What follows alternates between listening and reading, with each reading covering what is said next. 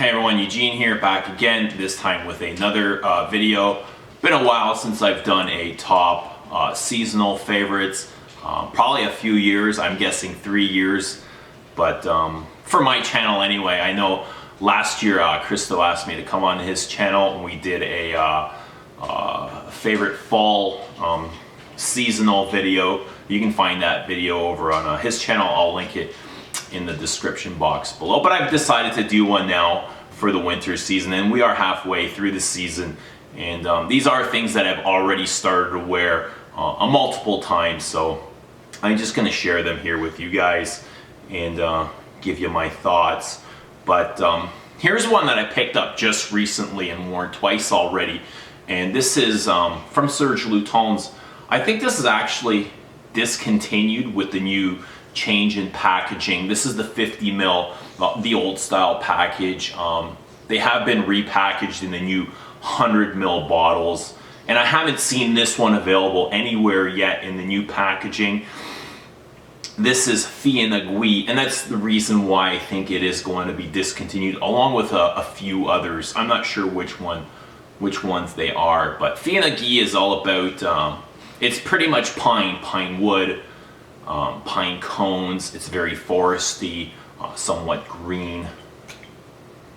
But what this reminds me of, it's very dry and dusty, and a lot of incense. And a few years back, I was in Montreal and got to visit the Notre Dame Basilica with my family, and you know, the second I put this on, the sales assistant kind of came over and she's like, I want you to try something. She knew I had a taste for fragrance, and she sprayed something on a card, and I was like, wow, this reminds me exactly to a T, the cathedral, the Notre Dame Cathedral in Montreal. And her eyes lit up and she's like, yes, that's exactly what I get as well. So it really takes me back to there. So even though it is very piney and green and it's got a lot of that forest vibe going on, it does remind me of a Catholic church or even a cathedral. So I'm really glad I got a chance to pick this up. It's very hard to come by now,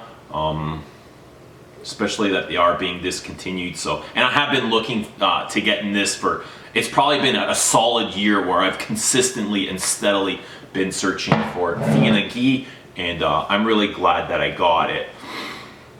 Another one that I like to wear in the winter, maybe even the fall season, and this is my scent of the day for today. It's my wife's 35th birthday. We went out, you know, kind of a lunch, early dinner, just to celebrate, and this is from Maison Francis Kurkdion's Oud Cashmere Mood. Very similar to Velvet Mood if you've tried them. I own both, and I have a hard time telling the difference if I blind spray one or somebody were to give me a strip with either of these on. I'd have a hard time telling which is which on skin, on paper. They are just so similar, but regardless, I love both of them, so it doesn't matter to me which one I grab. I guess whichever one's closest on the shelf, that's one I'll reach for. But this to me is the truest oud that I own or have probably ever smelled. It's just really well done, composed, high quality. And what it smells like to me is wood burning chips, very basic, but yet at the same time very complex and deep, resinous, incense, got kind of a metallic vibe going on. Some people consider this barnyardy. I'm not really sure I agree with that. I love barnyardy vibes, but I don't get a whole lot of skank from this. My wife loves this and she wears this out, and she says it does, like, she calls it animal, meaning animalic, and I get what she's saying, but I don't get it on me. I get a heavy amber, almost powdery like vibe in the dry down. It doesn't really hit that, you know, that old, sorry, I was gonna say old woman, I'm not referring to old woman, woman's compact or powdery makeup. It doesn't hit that kind of powder, but it does have kind of a powdery vibe, at least on me anyway. But Oud Cashmere Mood, I absolutely love this stuff. It's one of my favorites from MFK. This is not a day-to-day for me at all. This is kind of too heavy and too rich to wear just casually or to work. So I do wear this on special occasions and love it for the cold weather. I'm not sure I'd reach for it in the warmer weather. Here is the newest packaging from Guerlain for this is L'Instant de Guerlain Eau Extreme. It's no longer called Eau Extreme. This is the Eau de Parfum. Kind of a rich take on patchouli and cacao. I wasn't a huge fan of the stuff in the original bottles with the black ridge, the classic that everybody goes crazy over. I actually did not like that stuff at all, and I ended up selling my bottle only to repurchase it a couple times over again. But it's been repackaged now. This is the third packaging for this perfume. This is actually my favorite version of this. My second favorite version being the second packaging, and you know, the original packaging was my least favorite at all. But I'm not sure I absolutely love this stuff. I have been wearing it, just trying to get to know it really. But I'm not, you know, if you read the reviews on Fragrantica, I'm kind of envious of them, just because how often the word masterpiece is used for this fragrance. I don't see this as a masterpiece. I mean, it wears well. It's a solid fragrance. I don't love it as much as the rest of the people do. I'm not sure why. It's just never popped off of my skin the way I would like. So just my honest opinion, but I am wearing it. I am trying to get to know it. You can see I put a little bit of dent in it, and I've just gotten this just a few months ago, I would say. So L'Instant de Guerlain Eau de Parfum.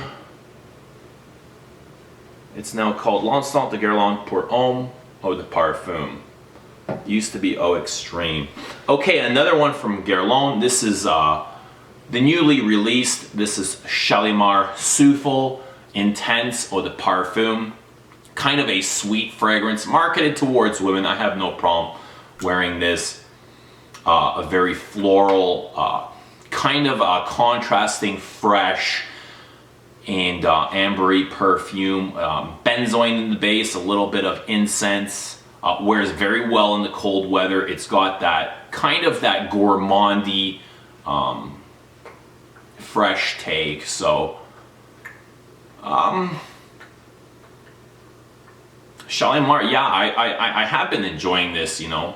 I haven't been wearing a whole lot of Guerlain. These are two that I've been reaching for more so than the others this season. Okay, here we have, this is from Le Labo, my only Le Labo on this list. This is Patchouli 24, probably the most polarizing scent from the whole brand, and my favorite as well. Patchouli 24 opens up very smoky, just like standing outside of a campfire or over the top of a campfire. Kind of got that barbecued meat going on, but more than patchouli itself, like the name insists. This to me is a resinous, thick, tarry, leather based perfume. And it's not really until the dry down that you can notice the camphorous patchouli come out.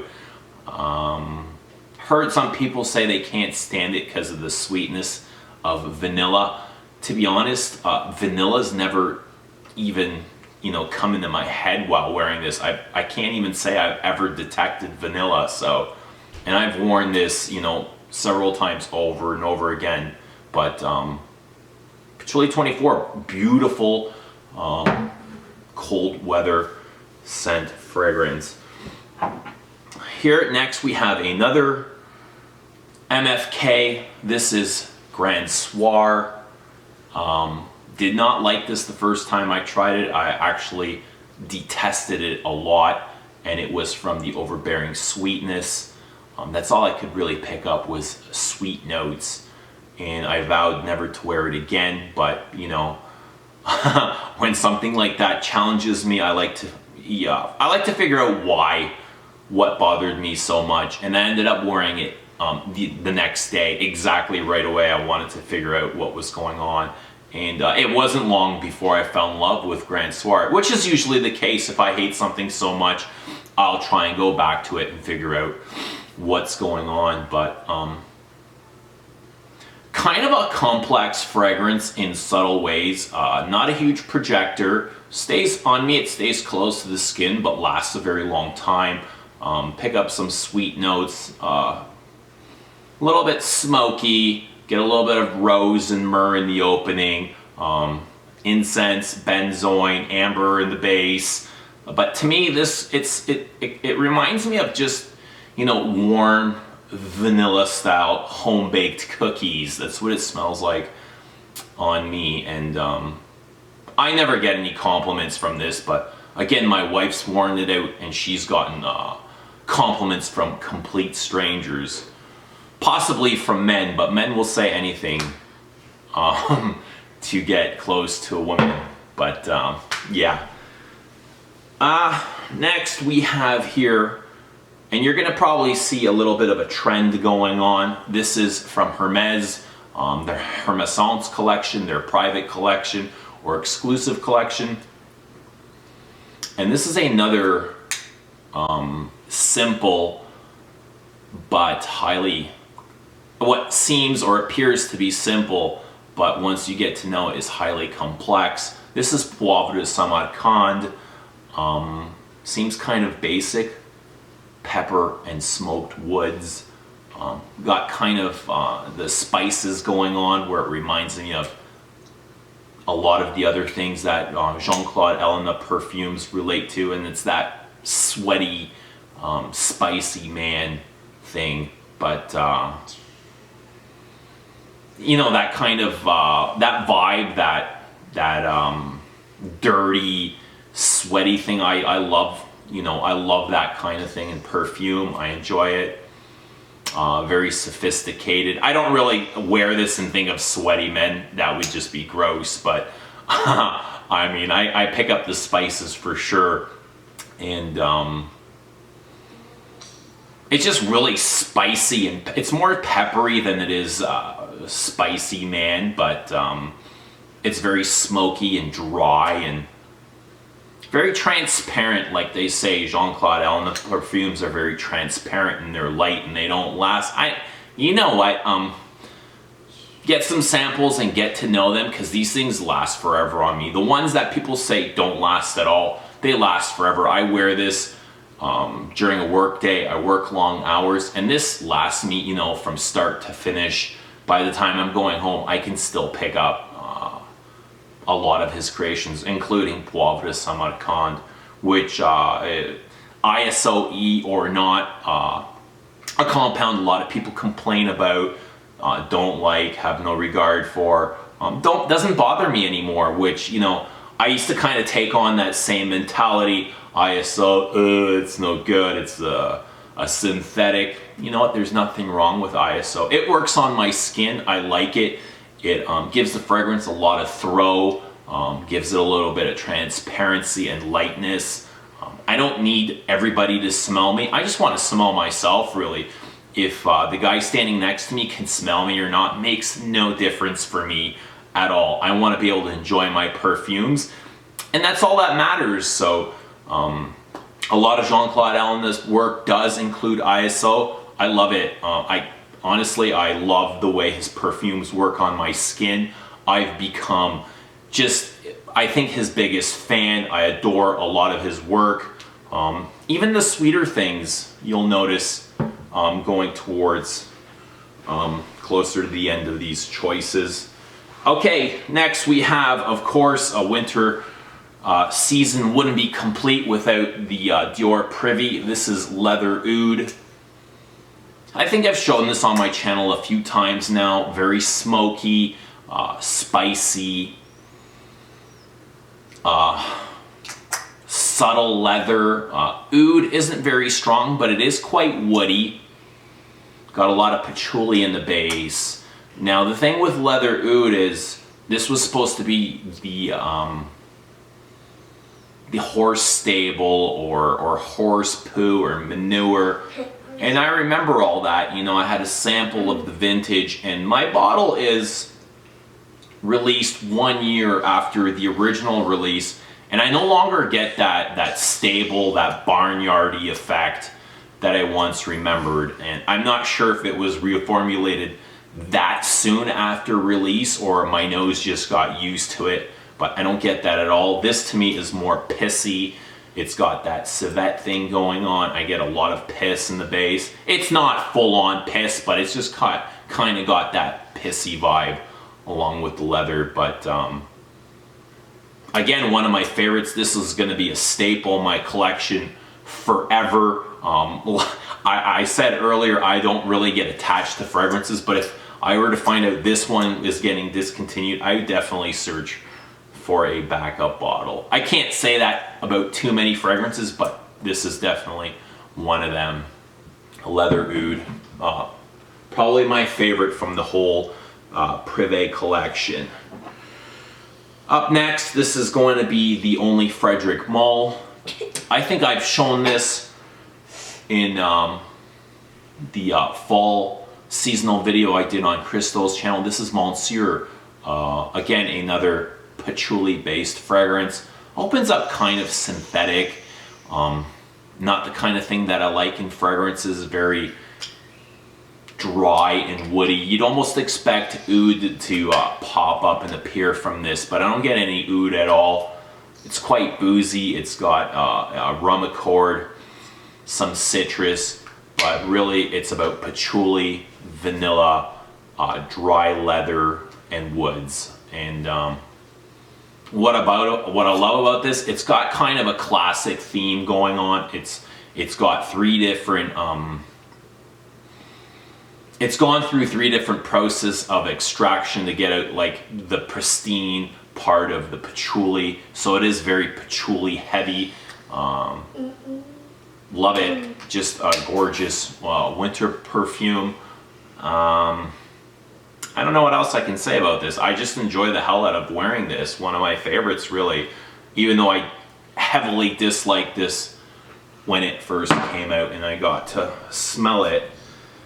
Okay, this one here is a complete surprise on my list because this is a Dior Previe. And I remember the first time I smelled this, I was with Kristo in Saks. And he came running over to me with a blotter and he's like, smell this. And I was kind of like revolted. I was like, ew, that's gross. What is this? It's just really sweet. And his eyes kind of lit up and he said, you know, that's my thoughts exactly. And he just said, it's fève délicieuse. And we both kind of like looked at each other and started laughing our heads off because neither of us had smelled it up until that point. But I did end up getting a bottle, and this is like purely accidental, coincidental, was never supposed to happen. I was going on my way downtown to the Hermes boutique. I really wanted a bottle of Ombre Narguilé after going through my sample.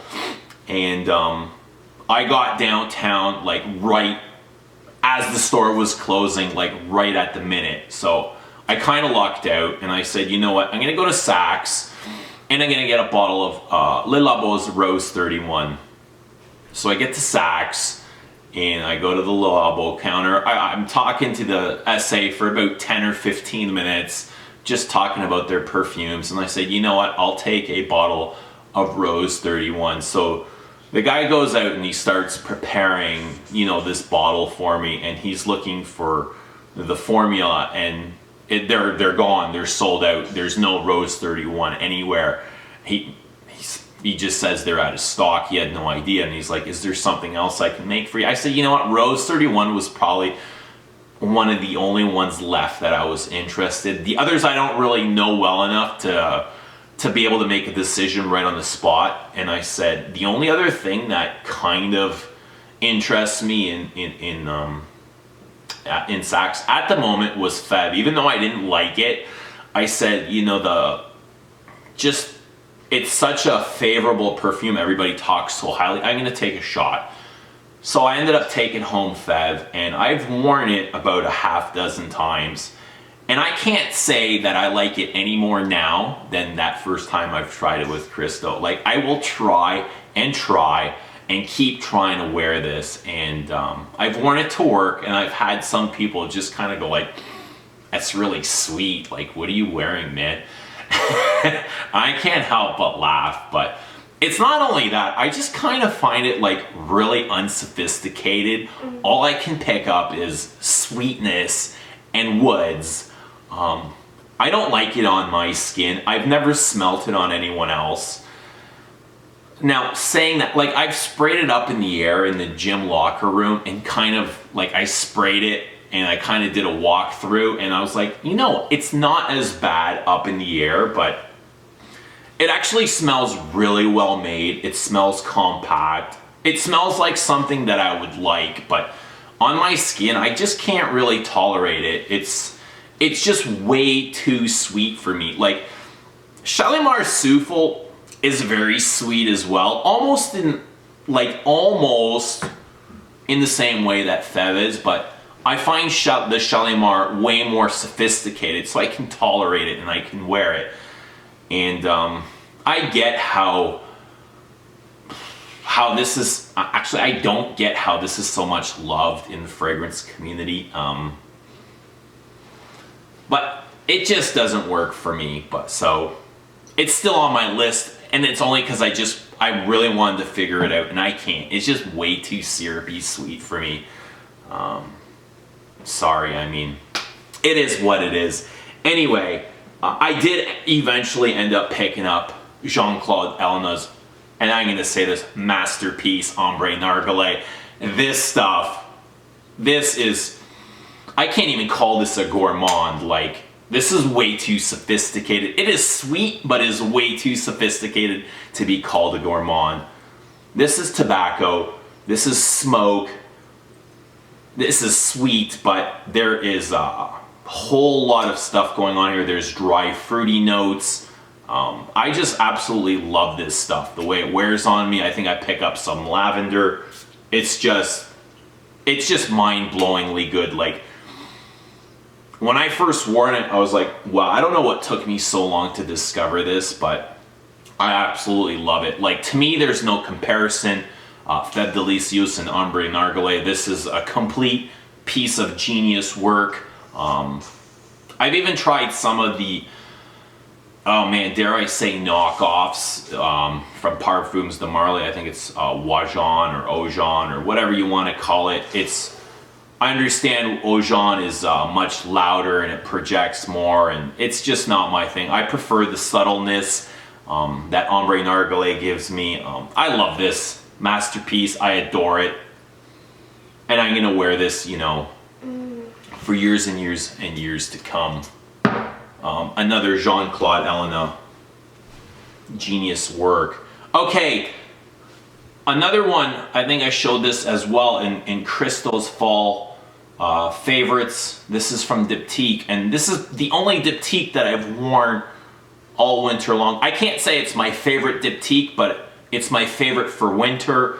I've worn this all fall long, and again, this winter, this is Oud Palau. And I'm not sure about the opening. Oh man, the opening is rough, and it's just raging lunatic. It's very loud and obnoxious. I'm not crazy about the opening, but once I get past that, this transitions into a very smooth, well-made perfume. It does kind of remind me of Dior's Oud Ispahan, and I own that one as well. I haven't worn Oud Ispahan. It's probably been a good 2 or 3 seasons. Well, I've been wearing a lot of this over the this winter season. So it's rose, it's oud, it's patchouli, it's smoky. It's just really classy and elegant and very sophisticated, which I love in perfumes. I can't really stand like senseless things that just smell good. I like fragrances that will take me on a journey, and this definitely does. It does that for me. It rings, you know, all the bells and whistles, and I just really like this. Once I get past that opening, the opening is a little bit, it kind of smells synthetic to me. It doesn't smell cheap or anything. It's just really loud and harsh and obnoxious. You get that smoky, rubbery tire thing going on. You get a sharp rose. I'm not sure about the opening. You know, I'm not thrilled about it. Here is my number one most worn. It's not, you know, the best perfume in my collection. It's not my favorite perfume in my collection. It's just something that I have reached for the most this winter season. This is a new addition to my fragrance family. This is another Jean-Claude Ellena masterpiece. This is Bel Ami Vetiver, a flanker.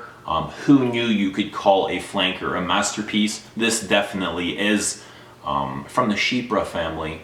Bel Ami Vetiver, again, rings all the bells and whistles for me. A little bit easier to wear than original Bel Ami, which I love as well.